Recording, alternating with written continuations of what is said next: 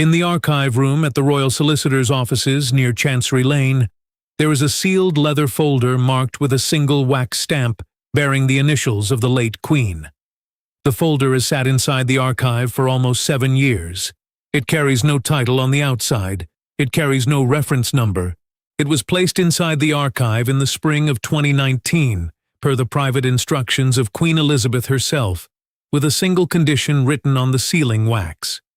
The folder was to be opened only during a routine will review, once specific triggering conditions had been met, and only by the person the Queen had named in a separate private letter. This week, all of the conditions were met, and the folder was opened for the first time. Inside was a single codicil to Queen Elizabeth's will, and that codicil changed the shape of the future.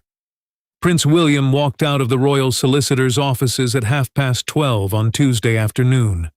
The prince had spent almost 3 hours inside a small, windowless conference room, reading the codicil, reviewing the schedule of items it covered, and understanding, slowly, what his grandmother had done in 2018 and hidden from every member of her own family for the following 7 years. When William finally left the building, he carried a single sealed folder under his arm, containing his own copy of the codicil and a small handwritten note from Queen Elizabeth that had been folded inside it. William had, in the course of that meeting, taken formal control of an archive that had never before been placed under the authority of anyone but the reigning monarch. And Camilla, without knowing it yet, had been blocked from ever setting foot inside it. Before we go deeper into what this really means for the royal family, make sure to like this video and subscribe so you do not miss a single update. The meeting had been requested by the Crown Solicitor. In simple words, the senior lawyer responsible for reviewing the wills of the royal family at regular intervals to ensure that all triggering conditions have been properly met and honored. A routine will review, in plain terms, is a private legal check carried out inside the royal household every few years to make sure no sealed instruction has been missed, no clause has become active without being noticed, and no bequest is left unattended. This one had been on the calendar since the beginning of the year. Nobody in the family had expected anything unusual to come out of it. Not Charles, not William, not Anne, not the Crown Solicitor himself. The Crown Solicitor had arrived at the meeting with the routine paperwork already prepared. He had also arrived, at the last minute, with a small, sealed leather folder that his own senior partner had brought up from the archive that morning. The senior partner had explained quietly that the folder had triggered its opening conditions the previous week, and that the codicil inside now had to be reviewed with the person named on the outside letter. William had opened the folder in silence. The prince had read the first page. He had read the second. And by the third page, William had understood exactly what his grandmother had prepared, quietly, in 2018, and had sealed away for 7 years without telling a single member of her family. William did not respond immediately. The prince sat in the small conference room for almost 20 minutes after finishing the reading. William did not ask any questions. William did not request any clarification. William only looked at the codicil, then at the small handwritten note that had been folded inside it, and then back at the codicil. When William finally spoke, the prince asked only one thing. William asked whether his grandmother had told anyone, at any point, about the existence of the codicil. The Crown Solicitor answered honestly. The Crown Solicitor said no. Only Queen Elizabeth had known. Only her personal solicitor had known. And now, only William. William returned to Kensington Palace at 1:30. The prince did not stop for any household briefings. He did not check his diary. William walked directly to the private sitting room, closed the door behind him, and sat down beside Catherine on the small sofa. The princess did not ask what had happened. She only waited. William told her the story slowly, from the beginning, without leaving anything out. When William finished, Catherine did not react immediately. She only asked one question. Catherine asked whether William believed his grandmother had been right to do what she had done. William thought carefully. Then William said yes. Catherine nodded once, and that was all the conversation the two of them needed. William traveled to Clarence House the following morning. The prince had asked his father's private office for a small private meeting, without aides, without any recording, and without any household staff present in the corridor outside. Charles agreed immediately. When William walked into the study, the king was already at his desk.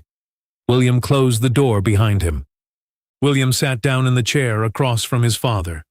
William placed a single sealed envelope on the desk, containing the summary of the codicil that the Crown Solicitor had prepared.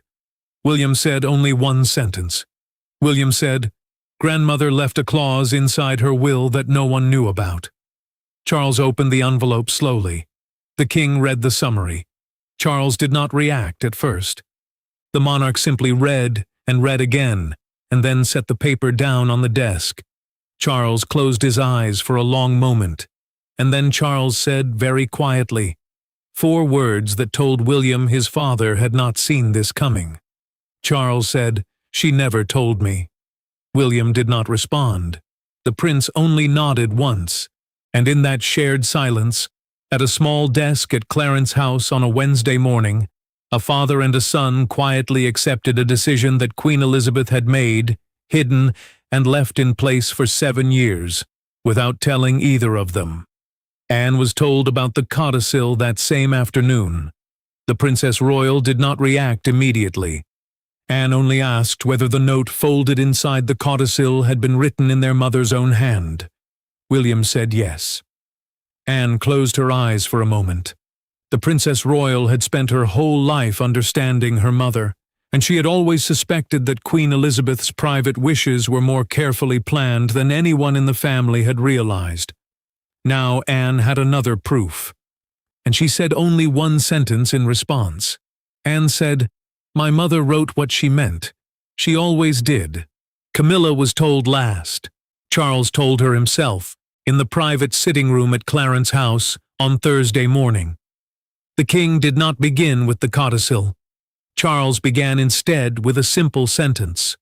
Charles said, "There is something my mother did in 2018 that we need to talk about." Camilla did not speak for a long moment. The queen consort set down her cup. She folded her hands in her lap, and she waited. Charles told her the shape of the codicil, gently, without any drama, and without any legal detail beyond what Camilla needed to know. Camilla listened without interrupting. When Charles finished, the queen consort did not react. She only closed her eyes for a moment, and then opened them, and asked one question. Camilla asked whether the clause named her. Charles said yes.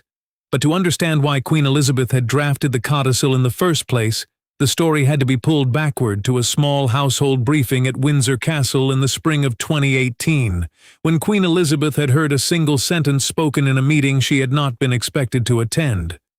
The codicil had not been drafted in isolation.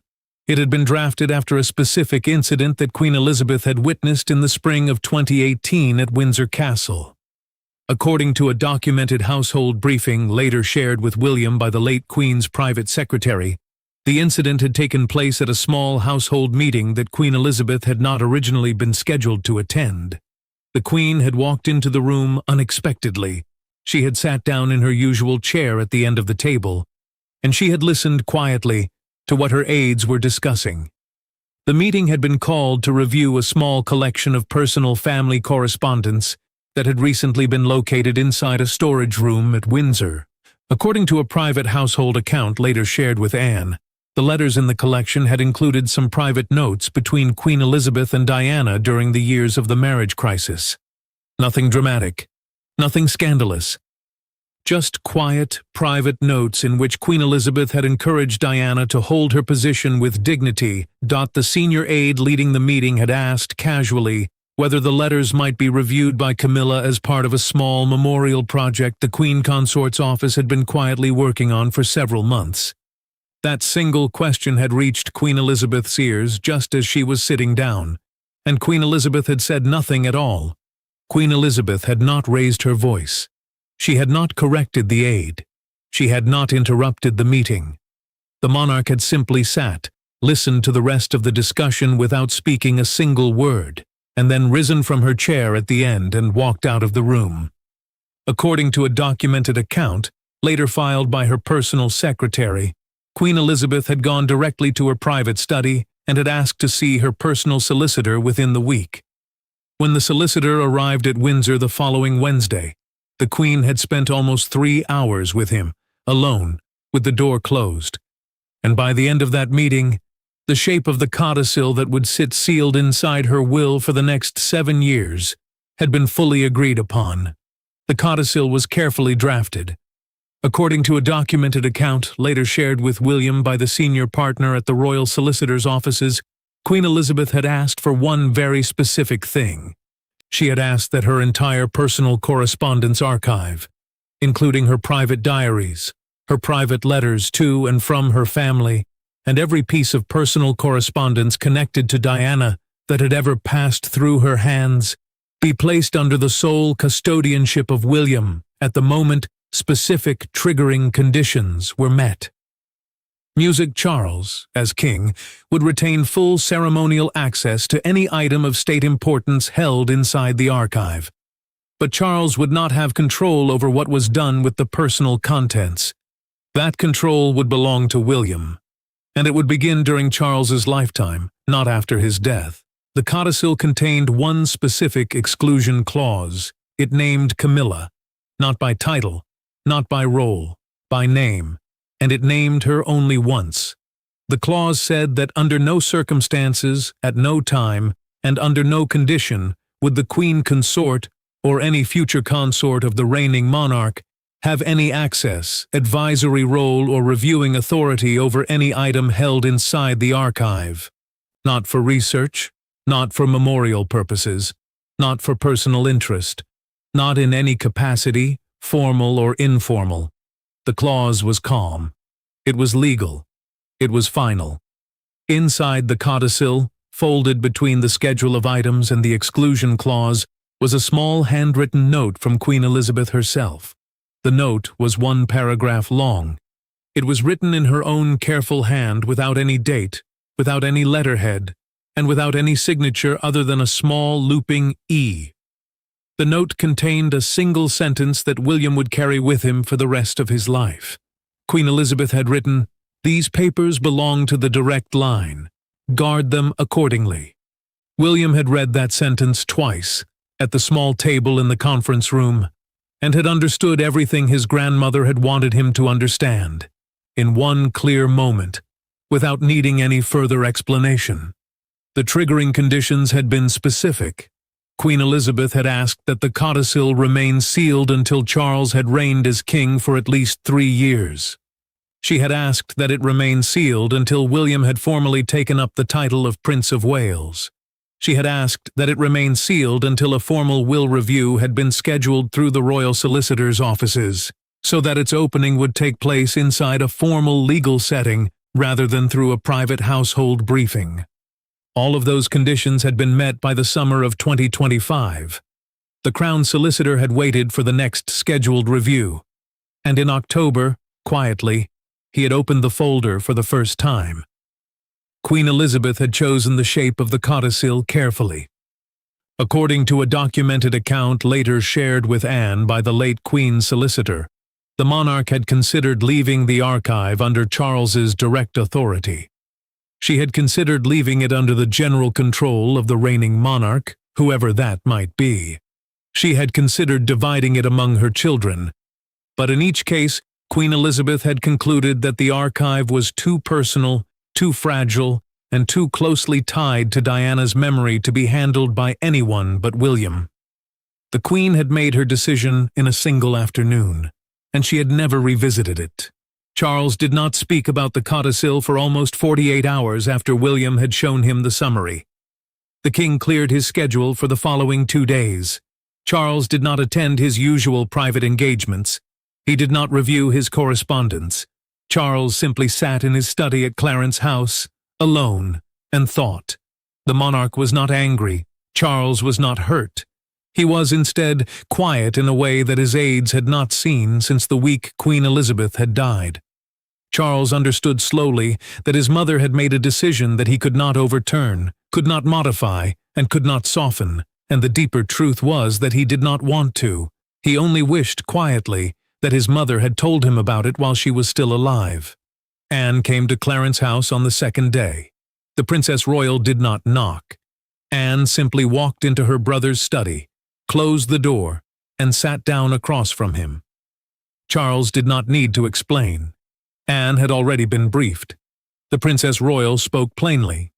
Anne said that their mother had known exactly what she was doing when she signed the codicil, and that the decision had been made after a specific incident their mother had never forgotten.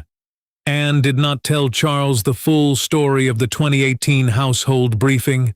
Not yet. Some things, Anne believed, were better held in silence. Charles did not push.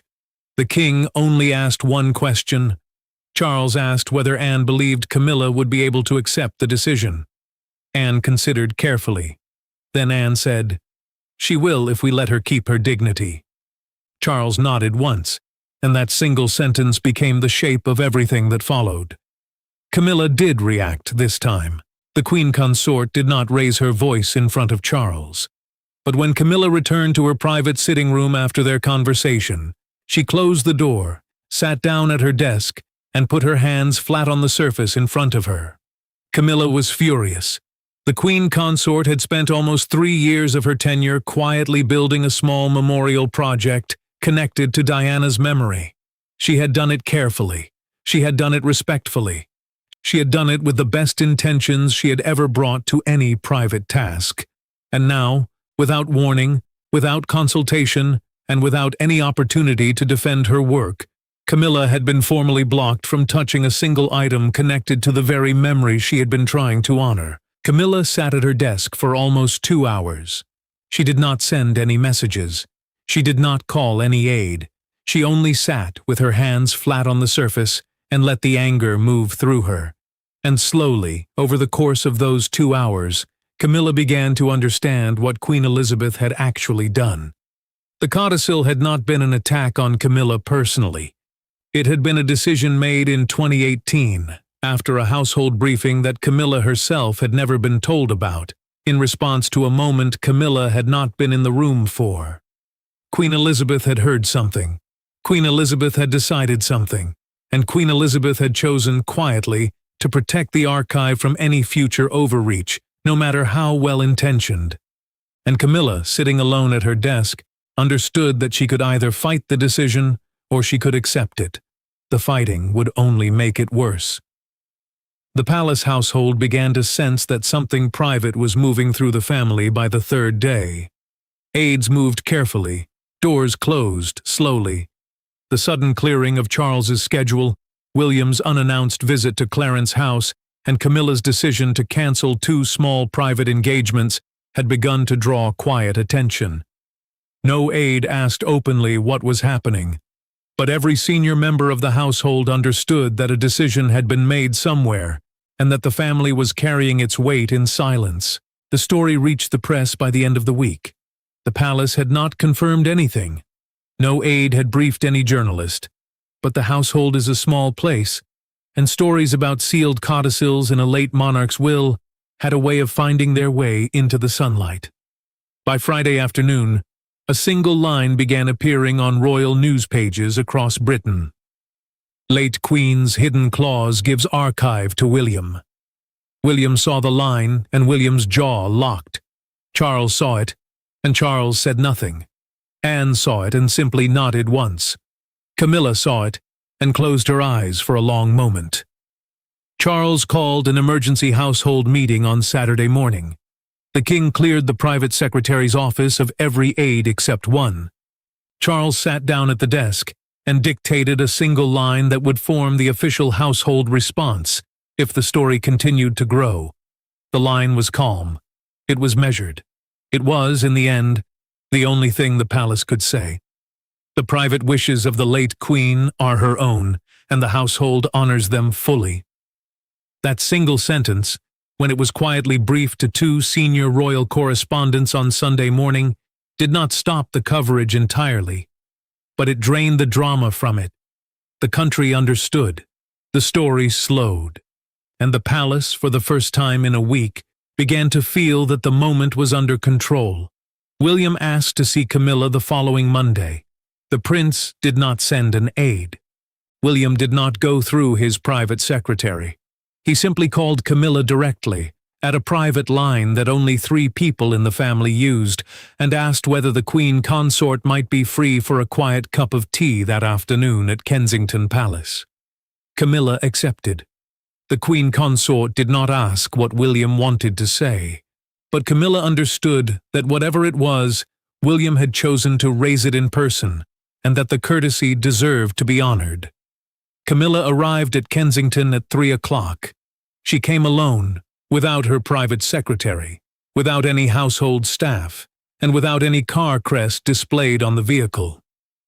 William met her at the door of the small green sitting room. The 2 of them sat down across from each other, in front of a small tea service with the door closed behind them.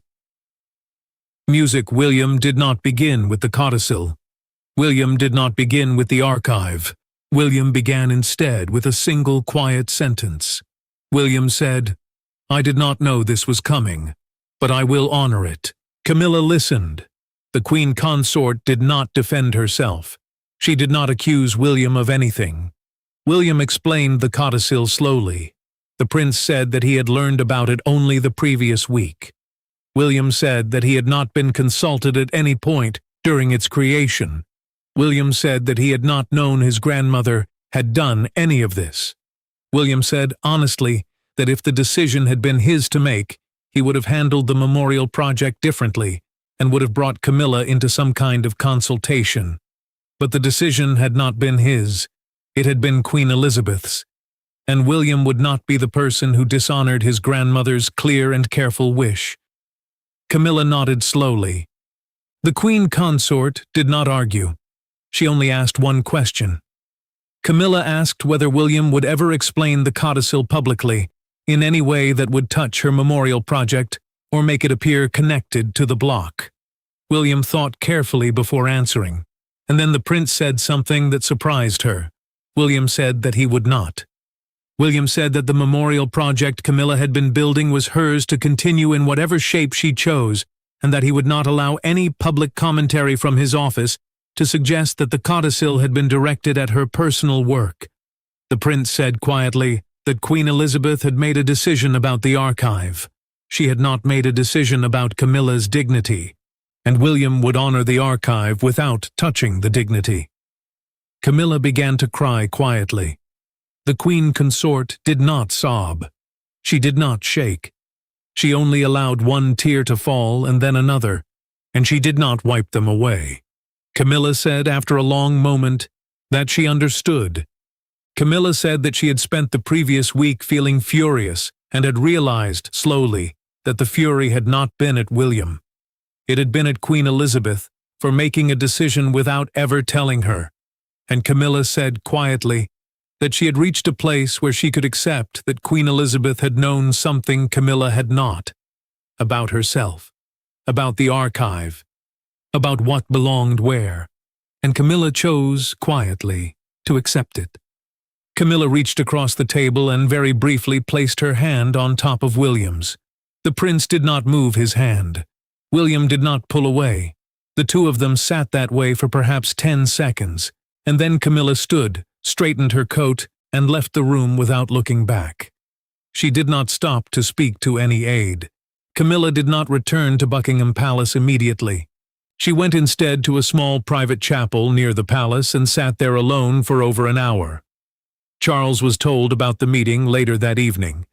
The king asked William only one question. Charles asked whether Camilla was all right. William said yes. Charles closed his eyes for a moment. The monarch had not slept well in a week, but that single word from his son let him, finally, exhale. And Charles said very quietly, "Thank you." William did not reply. The prince only nodded once, and the palace, for the first time in almost 2 weeks, began to feel that the storm had passed. By the following morning, the story had settled into the shape it would carry through the week. The palace had not confirmed the codicil's specific contents. No aide had briefed any journalist beyond the single line released on Sunday. But the country understood, by now, what had happened. Every major British newspaper carried variations of the same front-page line by Tuesday morning. Late Queen's hidden clause gives archive to William. A sealed codicil, in plain words, is a legal amendment to a will that is placed inside the will file with specific triggering conditions and is not opened until those conditions are met. This one mattered because it did not attack Camilla. It did not celebrate William. It simply reported the fact of the clause and let the country decide what to feel. A senior royal correspondent framed the story on the morning news with one careful sentence. This was not a change, it was a plan. That single line traveled across the country within the hour. It gave the public the language to understand what Queen Elizabeth had done, without turning the story into a war between the two women who had lived closest to Charles. The country did not need to choose between Camilla and William. The country only needed to understand that the late Queen had made a careful legal decision 7 years earlier, and that the family was quietly honoring it. Outside Windsor Castle, a small crowd began to gather near the Long Walk by mid-morning. They came, most of them, carrying single white lilies. There were no signs, there were no chants. There was only the quiet placing of flowers along the grass near the Long Walk gates. Windsor mattered because it had been Queen Elizabeth's most beloved home, and the lilies on the grass carried a meaning older than the day's news. A woman standing near the gates spoke to a national broadcaster with one simple line. She said that the late Queen had always known who to trust with her letters. The broadcaster did not add commentary. It let the sentence stand. Public sentiment moved gently. The country did not celebrate. The country did not argue. The country only seemed to feel, quietly, that something Queen Elizabeth had planned had finally come to pass, and that the family had accepted it with grace. Catherine kept her scheduled engagement at a children's hospice in the afternoon, and spoke briefly about the importance of decisions made in quiet years for the good of future ones. Catherine did not mention the codicil. Catherine did not mention Camilla. Catherine only spoke about the way that older generations plan carefully, so that younger ones do not have to. That short message was noticed, and it defined the public mood for the rest of the day. Camilla did not appear in public. The Queen Consort remained at Clarence House, and her office released no statement of any kind. That silence, which might have looked like defeat a week earlier, looked like grace on this particular afternoon. Camilla had accepted the codicil quietly. The public noticed that too. Anne released a short line through her private office. The Princess Royal said only that her mother's private wishes had been made known, and that the family honored them fully. That sentence did not mention William. It did not mention Camilla. It did not mention the archive, but it defined the entire day for the palace. And it gave the country permission to accept the story as an act of quiet planning, rather than an act of family drama. The palace confirmed a small institutional change on the third day. Going forward, all items held inside the late Queen's personal correspondence archive would be placed under William's sole custodianship, with the Crown Solicitor acting as legal advisor and Anne acting as private witness. No aid from any other office would be permitted to access, review, or move any item from the archive without direct written approval from William himself. A household custodianship, in plain terms, is the formal legal responsibility for the safekeeping of a set of personal items on behalf of the family. This change did not just close a legal decision. It gave that decision a home inside the household record, where it could be honored quietly, forever. Charles signed the small protocol document alone in his study at Clarence House. The king did not call William. Charles did not call Camilla. Charles simply signed the paper, placed it in the household record, and closed the drawer gently. The monarch did not feel loss. Charles felt only the quiet weight of accepting a decision his mother had made in a room he had never entered, about a set of items he would never fully understand the significance of. And Charles understood, sitting alone at his father's old desk, that some decisions are made not to punish one person, but to protect a set of things that mean more than any single person's feelings. And in the case of Queen Elizabeth's archive, that had always been true. William took formal custody of the archive on the 5th day. The prince did not open a single letter. William did not review a single diary. William did not remove a single item from the storage rooms at Windsor, where the archive had lived for decades. The prince simply signed the transfer document, placed it in his private safe at Kensington, and continued with his day as if nothing had changed. Because in one sense, nothing had. William had always known, in the quiet way that grandchildren know these things, that his grandmother would have wanted him to be the one who carried her private correspondence forward. Now the wanting had become the doing. Camilla appeared in public 2 weeks later. The Queen Consort attended a small charity event at St. James's Palace and carried herself with the same quiet dignity she had shown throughout the previous fortnight. Camilla did not mention the codicil. Camilla did not mention William. Camilla only smiled gently, greeted the guests, and did what she had always done best in her royal role. She was present. And her presence, on that particular afternoon, said everything the palace needed the country to hear.